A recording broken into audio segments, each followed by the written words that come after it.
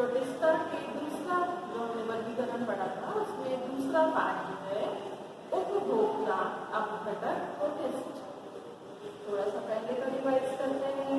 पहले हमने पढ़ा प्रकाश संश्लेषी प्रोटिस्ट, जिसमें हमने पढ़ा था डायनोफ्लेजिलेट्स, डायटम्स एंड यूग्लिनॉइड्स। आया, ध्यान में आया आपको? तो डायनोफ्लेजिलेट्स में दो फ्लेजिला होती हैं, मुख्य लक्षण नॉक्टिलुका, गोनाइकुलेट्स। फिर हमने पढ़ा डायटम्स, उनकी छिद्रित रचना वाले होते हैं, इसमें सिलिका की वृद्धि होती है, इनका इकोनॉमिक इम्पोर्टेंस बहुत ज़्यादा है।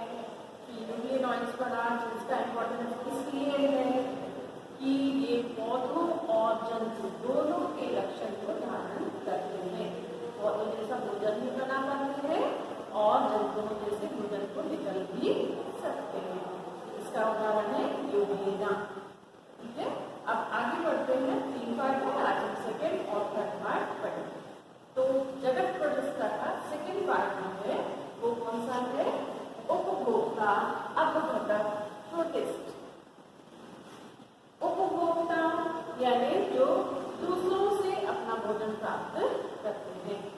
अपघटक जो मरे हुए सड़े गले पदार्थों को, जीव हुए अवशेषों को अपघटित करके वो नमक वायुमंडल में मिला देते हैं। जो भी उनकी बॉडी के अंदर जटिल यौगिक हैं उनको तोड़ते हैं, सरल यौगिक हुए वायु में और सिलिका में से अलग अलग तोड़कर रिएक्शन जो भी मिनरल्स हैं सबको तोड़कर उसको अलग अलग कर देते हैं, कहते हैं अपघटक।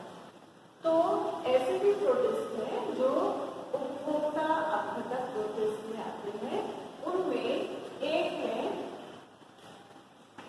अकोशिकीय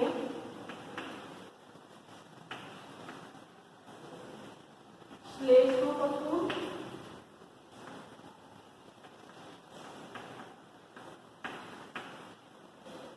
और दूसरा है कोशिकीय श्लेष्मकशूल।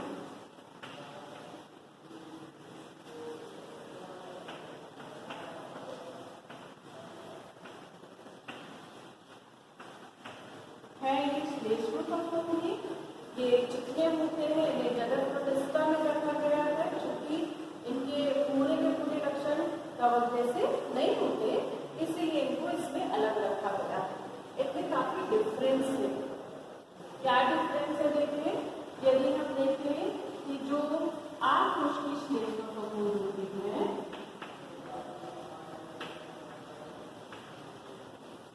आकोशिकीय श्लेष्मकशूल और ये कोशिकीय श्लेष्मकशूल,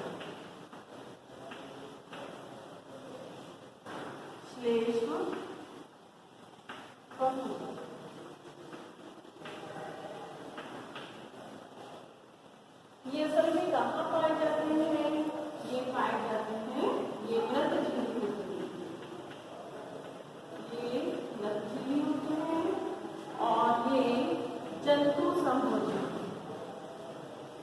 ये जंतु संभोजी। इसका मीनिंग समझते हैं आप? ये वृत्तजीवी है, मतलब ये अपघटन का कार्य करते हैं, और ये जंतु संभोजी है यानी ये अन्य कोशिकाओं को निगलकर अपना भोजन प्राप्त करते हैं। ये द्विगुणित होते हैं यानी क्रोमोसोम की संख्या इनमें 12 होती है, और ये अगुणित होते हैं, इनमें क्रोमोसोम की संख्या n होती है। इनका पूरा जीवन जो है वो पूर्ण अवस्था में बीतता है और इनका पूरा जीवन n अवस्था में बीतता है। फिर तीसरा और जो अंतर है, ये बहुकेंद्रकीय होते हैं,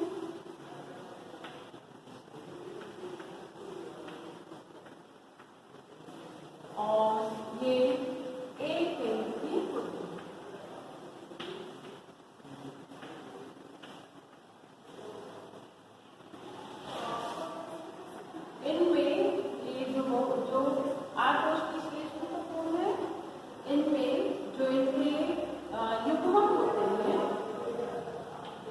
युग्मक में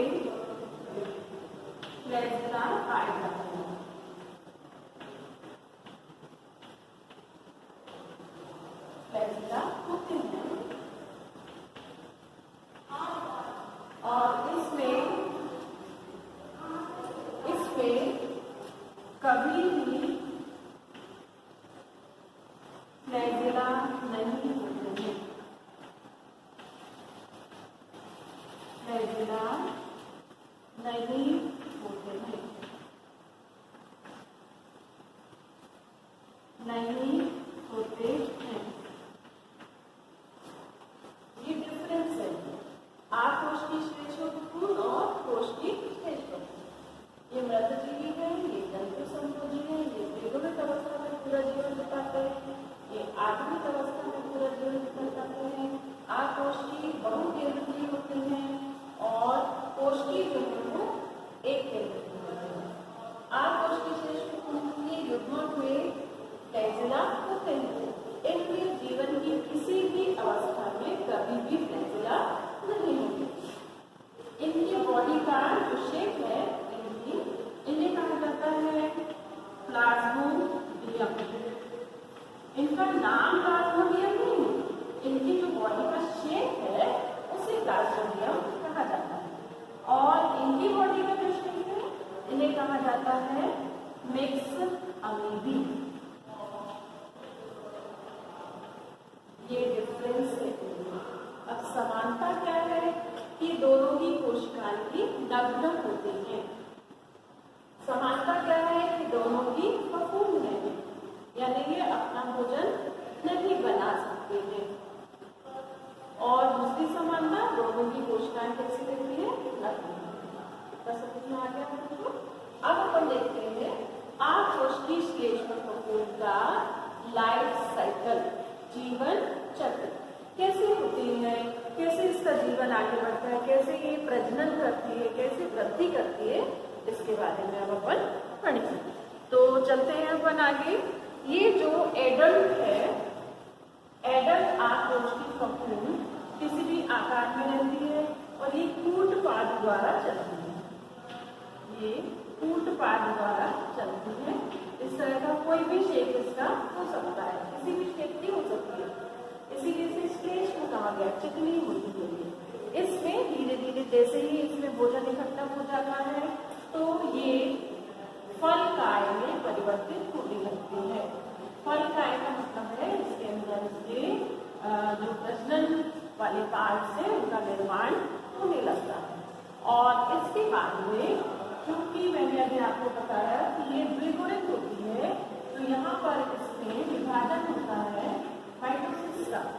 और ये 2n है, ये 2n है, यहाँ विभाजन होगा माइटोसिस, सॉरी मियोसिस। मियोसिस होता है इसके अंदर। मियोसिस में अर्धसूत्री विभाजन, अर्धसूत्री विभाजन। अर्धसूत्री विभाजन के फलस्वरूप ये जो बॉडी है इनके अंदर स्पोर्स का निर्माण होता है, ये और बड़ी हो जाती है। इनका शेप इस तरह से पूरा का पूरा गोल हो जाता है क्योंकि इनके अंदर ऐसी बॉडी बन रही है जो आगे चलकर स्पोर्स को जन्म देने वाली। इनमें इनके अंदर जो बीजाणु बनते हैं वो जब पूरे परिपक्व हो जाते हैं तो ये बीजाणु धानियां फट जाती है और फटने से इनमें अब इनमें क्रोमोसोम है बीजाणु निकलते हैं और ये बीजाणु अंकुरित होते हैं। ये बीजाणु जब अंकुरित होते हैं तो दो कंडीशंस हो सकती हैं। दो कंडीशंस हो सकती हैं, या तो उनसे मिक्स अमीबा जैसे जीव बन सकते हैं या फिर फ्लैजिला युक्त युग्मक बन सकते हैं, दोनों ही बनते हैं। यदि इससे फ्लैजिला युक्त युग्मक बनते हैं तो इस तरह के होते हैं।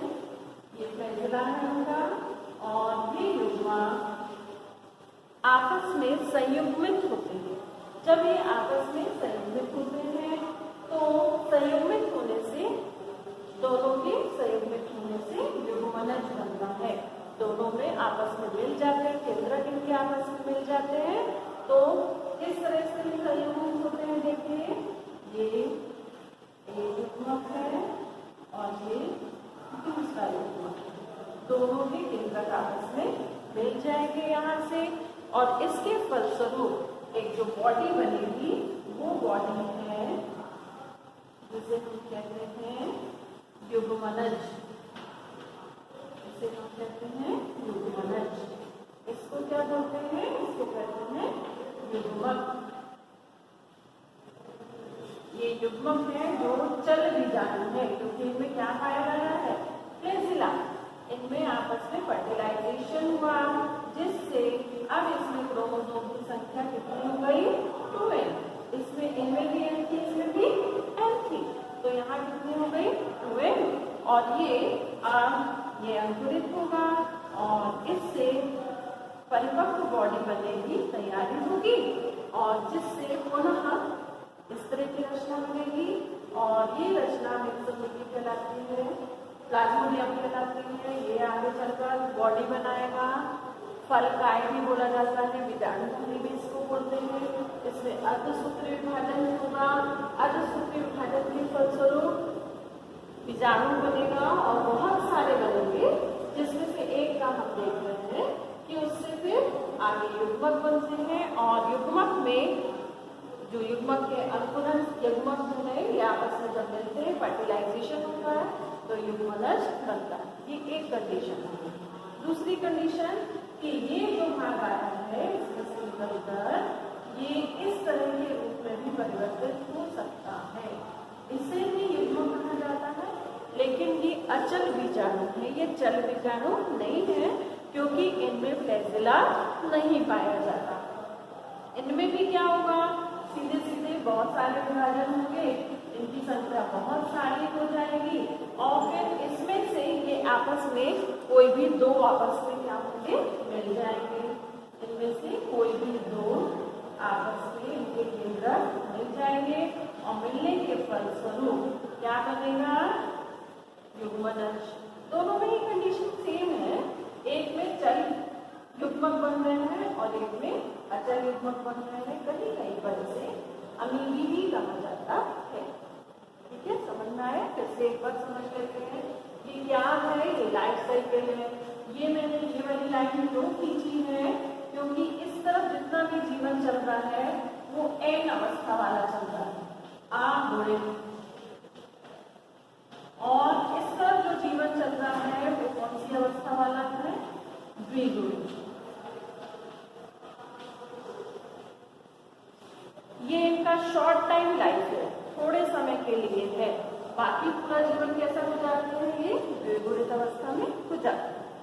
तो हमने क्या पढ़ा अभी? आकोश की श्लेष्मकोण, इनकी ये एडल्ट बॉडी है। ये एडल्ट बॉडी से फूटपाथ द्वारा यहाँ वहाँ प्रचलन करते हैं, सिंगल रहते हैं। इनकी बॉडी जनन करने के लिए फलकाय में परिवर्तित हो जाती है, जिसमें अर्धसूत्री विभाजन होता है अंदर। इनके अंदर बीजाणु बनते हैं, ये बीजाणु बाहर निकलते हैं इनके पटने से, और जब बाहर आते हैं एन अवस्था में होते हैं।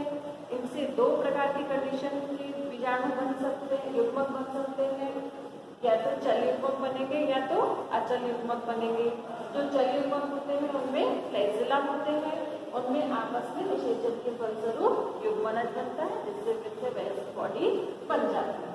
या फिर उसमें अमीबा टाइप की रचनाएं बनती है, अमीबी कहा जाता है फिर। इनमें से कोई दो रचनाएं आपस में निषेचन करती हैं, युग्मनज बनाती हैं, जिनके विकास के फलस्वरूप वयस्क आकोश की श्लेष्मकोण का निर्माण। ये हमने पढ़ा आकोश की श्लेष्मकोण का जीवन चक्र। अब हम पढ़ेंगे कोश की श्लेष्मकोण का जीवन चक्र।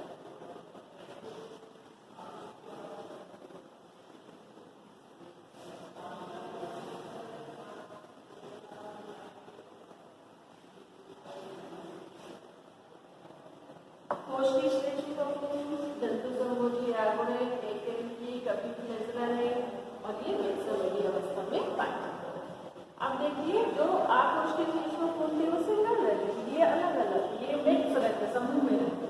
तो ये जो कोश के श्लेष्मकोण है ये समूह में रहते हैं, और इनका आकार ऐसा भी बना सकते हो आप, ऐसा भी बना सकते हो। जैसा ऐसा जरूरी नहीं कि जैसा मैं बना रही हूँ या जैसा आपकी बुक में बनाना है वैसा ही आपको बनाना है।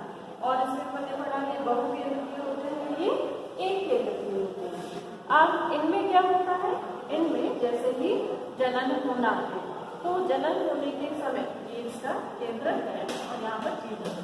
जनन होने के समय ये एक छोटी बॉडी में परिवर्तित हो जाते हैं और बॉडी जो है ये आगे चलकर और रूप बदलती है और वो रूप कैसा होता है, इस तरह का होता है, नीचे गट टाइप की रचनाएं होती है और इस तरह ये फल बॉडी इसमें बन जाती है। ये फल बॉडी जब अंकुरित होती है, टूटती है, तो इसके टूटने से इसमें से बीजाणु निकलता है और वो जो बीजाणु है वो बीजाणु क्या करता है, अंकुरित होता है। अंकुरित होता है जब, तो इसमें से निकलता है यही विषसंविधि जैसी रचना निकलती है जिसमें एक केंद्रक है और ये जो विषसंविधि जैसी रचनाएं हैं ये आगे चलकर आपस में जुड़ जाती है। जब आपस में जुड़ जाती है तो ये आपस में जुड़ जाती है तो इससे सीधी कौन सी रचना बन जाती है, वयस्क अवस्था वाली रचना बन जाती है। अब इसमें अपन ने पढ़ा कि ये जो लाइफ साइकिल अपन ने देखा ये था सिंपल अलैंगिक जनन का, और यदि लैंगिक जनन होता है तो क्या होता है उस अवस्था में, लैंगिक जनन होने के समय में ये दोनों जो है ये दोनों जो है ये क्या करेंगे, एक इनके अंदर विभाजन होगा। कौन सा विभाजन होगा, अर्धसूत्री विभाजन। अर्धसूत्री विभाजन के फलस्वरूप इनमें युग्मक बनेंगे और ये जो युग्मक है ये इस तरह से बनेंगे, अंदर केंद्रक में विभाजन होगा और ये फिर आपस में क्या हो जाएंगे, फिर से जुड़ जाएंगे और जब ये दोनों जुड़ जाएंगे तो जुड़ने के फलस्वरूप होना नई बॉडी का निर्माण होगा। इसमें दोनों प्रकार के जनन होते हैं, अलैंगिक और लैंगिक, और इसमें कौन सा था, केवल लैंगिक। ठीक है, आपको समझ में आ गया होगा। दोनों में डिफरेंस आपकी बुक में ऐसा डिफरेंस टाइप से नहीं दिया होगा, ये मैंने आपको डिफरेंस निकाल के दिया। यदि आप ये भी पढ़ लेते हैं तो आपके लिए काफी सफिशिएंट होता है और ये दोनों के जीवन चक्र का चित्र और जो भी डिस्क्रिप्शन है ये आपसे बनना चाहिए।